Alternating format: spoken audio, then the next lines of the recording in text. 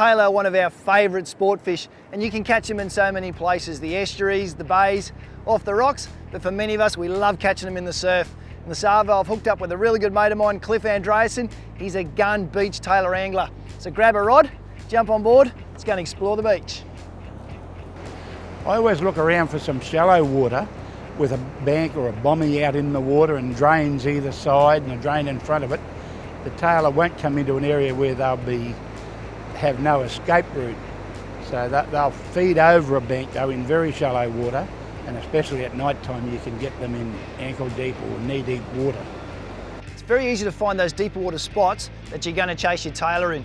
Ideal time to do it is at low tide. Drive along the beach and look for those deeper water holes that you can then fish as the tide comes in.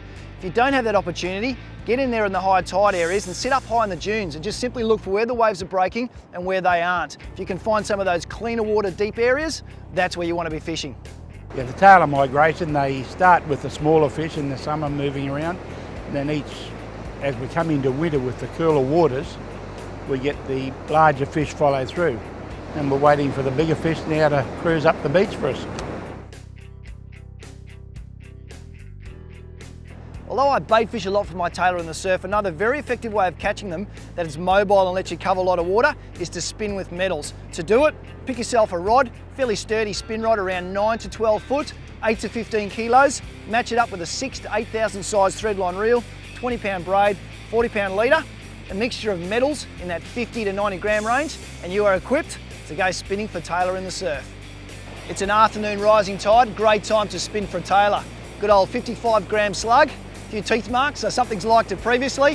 What I want to do now, get close to the water and punch a cast as far as physically possible, right out there to the back of the breakers. Once it's landed, engage the reel, a few seconds to let it sink, ideally to the bottom, and then rod tip low, a fast retrieve, halfway back, and then pause, let it get back down. You'd be surprised how often a fish grabs it as it's sinking. After that few second pause, continue all the way back to your feet.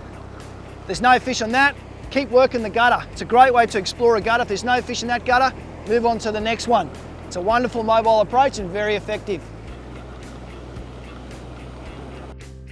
Most of my biggest tailor have been caught in the night time, just a bit after the high tide, but never discount a large tailor in the middle of the day.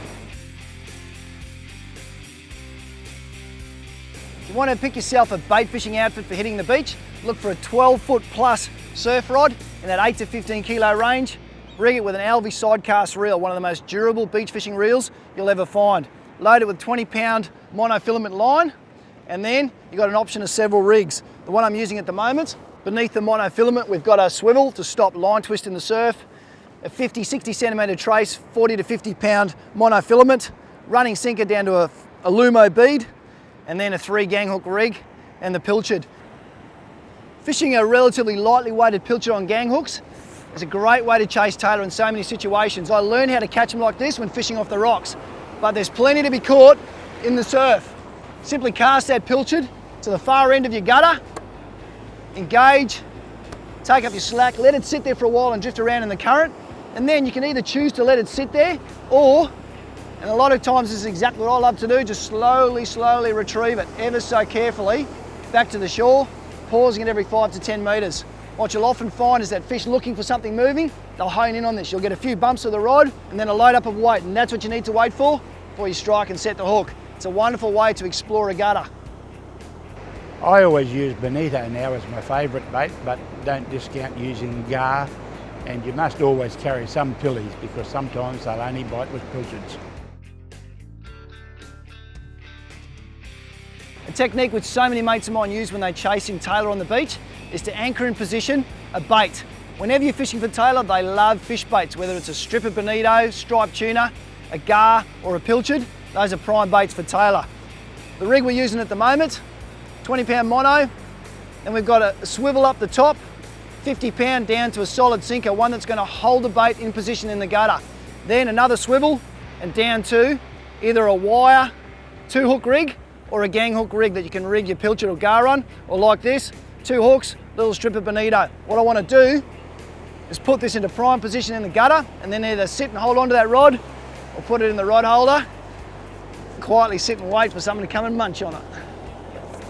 We've tried a lot of different rigs, and I mainly stay with a 2-hook rig. I put a 5.0 on with a 2.0 under it.